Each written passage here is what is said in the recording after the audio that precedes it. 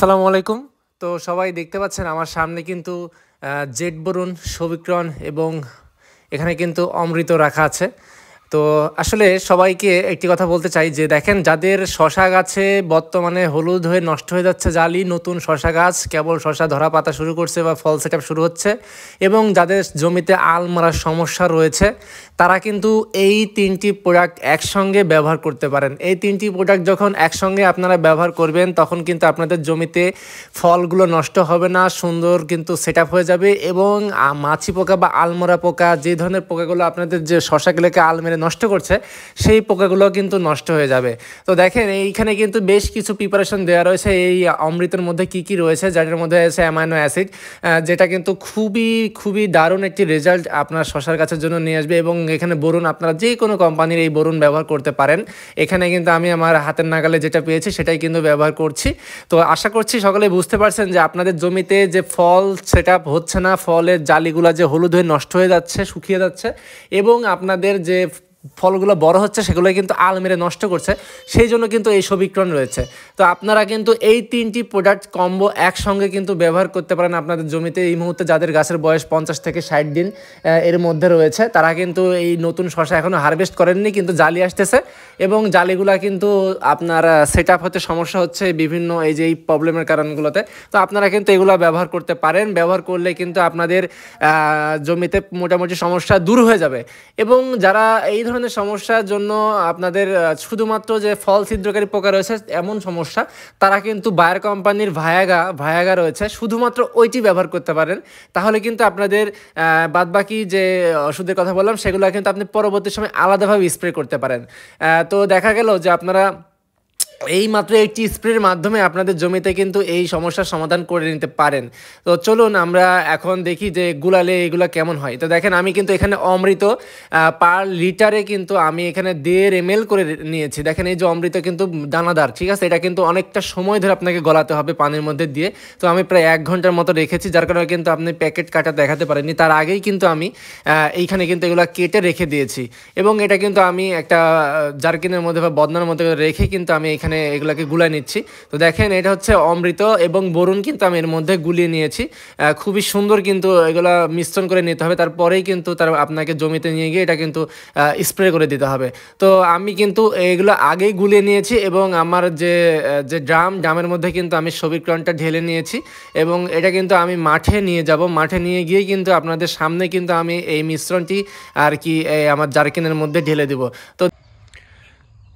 তো দেখেন, চলে আসলাম আমার জমিতে। আর জমিতে আসার পরে কিন্তু এখন আপনাদেরকে আমি দুটো জিনিস দেখাবো। সেটি হচ্ছে যে এই যে দেখেন, আমার জালিগুলা কিন্তু এই যে সেটিং হয়ে যাচ্ছে আলহামদুলিল্লাহ। কিন্তু দেখেন, এই জালিগুলা কিন্তু বেঁকা হচ্ছে, মানে একটু টেংরি ভেংরি বা বেঁকা, আপনাদের ভাষা যেটা বলেন।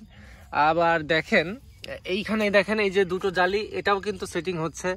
ভেতরে কিন্তু জালি আছে, সেটিং হচ্ছে। এখানে কিন্তু জালি আছে, সেটিং হচ্ছে। এখানে কিন্তু সেটিং হচ্ছে।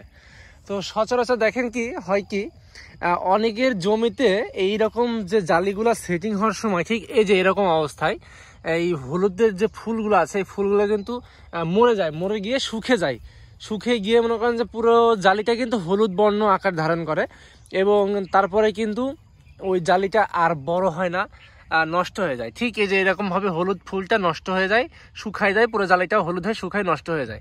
এই জালিগুলো পরবর্তীতে আর কিন্তু সেট হয় না। তো দেখেন, আসলে এই ধরনের সমস্যাগুলো কিন্তু আপনাদের জমিতে হবে না ইনশাল্লাহ। আজকে আমি যে স্প্রেটা আর আপনাদের সামনে নিয়ে আসছি, সেটা যদি আপনারা স্প্রে করেন, তাহলে কিন্তু আপনাদের জমিতে এই ধরনের সমস্যাগুলো আর হবে না। দেখেন, এই যে এই শশাটা কিন্তু বড় হচ্ছে। তো এই শশার গাছের যে নিচের অংশ দেখেন, এখানে কিন্তু প্রচুর পরিমাণে আর কি ফাটল সৃষ্টি হয়েছে।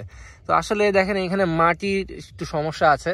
এই মাটিগুলা কিন্তু আসলে আরও অনেক দেওয়া লাগতো, এই গাছটাকে উল্টায় দেওয়া হয়েছে, যার ফলেই কিন্তু এইরকম হয়েছে। তো দেখেন, এইটা কিন্তু আমার ড্রেন, আর এই ড্রেনের মধ্যেই কিন্তু আমি সার এবং পানি দিয়েছি। তো দেখেন, এই যে জালিগুলা কিন্তু সুন্দরভাবে সেট হচ্ছে। তো দেখেন, এই জালিগুলা দেখেন মাঝখানে দেখেন একটা করে চ্যাপ্টা আছে। আসলে হিমালয় শশাই এরকম একটু মানে বোতলের মতো বা চ্যাপ্টা, কিন্তু এটা প্রচুর পরিমাণে আর কি জমিতে আর কি ধরতেছে। তো দেখেন, আপনাদেরকে একটি শশা আমি দেখাতে চাই, সেটি হচ্ছে যে আল মারা শশা কেমন হয়। তো যাদের এই যে আল মেরে শশার মাঝখানে টেরা হচ্ছে, আমি একটি ছবি আপনাদেরকে এর মধ্যে দেখিয়ে দিব।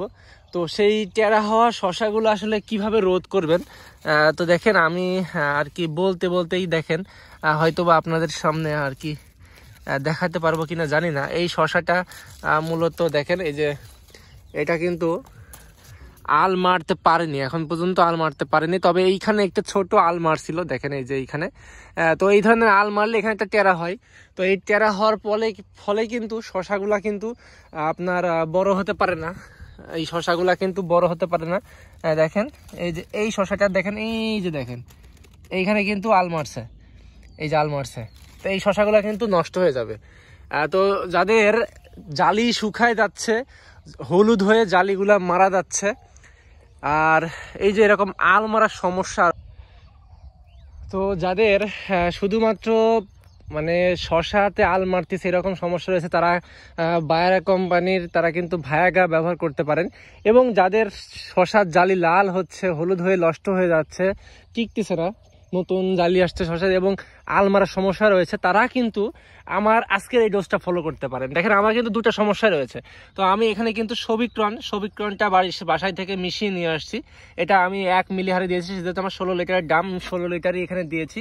এবং দেখেন আমার হাতে, আপনারা কিন্তু দেখেছেন ইতিমধ্যে যে আমি এখানে কিন্তু অমৃত, এটা একটা অনুখাদ্য অ্যামাইনো অ্যাসিড সংযুক্ত। এখানে কিন্তু এনকেপি থেকে শুরু করে অনেক কিছু এর মধ্যে রয়েছে, সালফার থেকে শুরু করে অনেক কিছু দেওয়া রয়েছে, যেটা কিন্তু উদ্ভিদ বৃদ্ধিকারক এবং গাছের প্রচুর শক্তিবর্ধক, যেটা গাছে দিলে গাছের চেহারা পরিবর্তন হয়, সবুজ হয়, আরো অনেক অনেক অনেক উপকার রয়েছে। এবং সঙ্গে কিন্তু আমি সুলুবুর বরুণ কিন্তু দিয়েছি 1.5 মিলি করে, এবং যে অমৃত সেটাও কিন্তু আমি 1.5 মিলি করে দিয়েছি, এবং এখানে সবিক্রন দিয়েছি 1 মিলি করে। তো আপনারা এই 3টে জিনিস একসঙ্গে করে যদি আপনারা আপনাদের এইরকম প্রজেক্টে, এই যে নতুন যে শশা আসতেছে, এই যে নতুন নতুন শশা যে আসতেছে, আমার কিন্তু এখন পর্যন্ত শশা হারভেস্ট হয়নি। তো এই জমিতেই কিন্তু আমি ওই যে দেখেন শশা দেখা যাচ্ছে, এই জমিতে কিন্তু শশা হারভেস্ট করবো ইনশাল্লাহ আগামী কিছুদিনের মধ্যে থেকেই।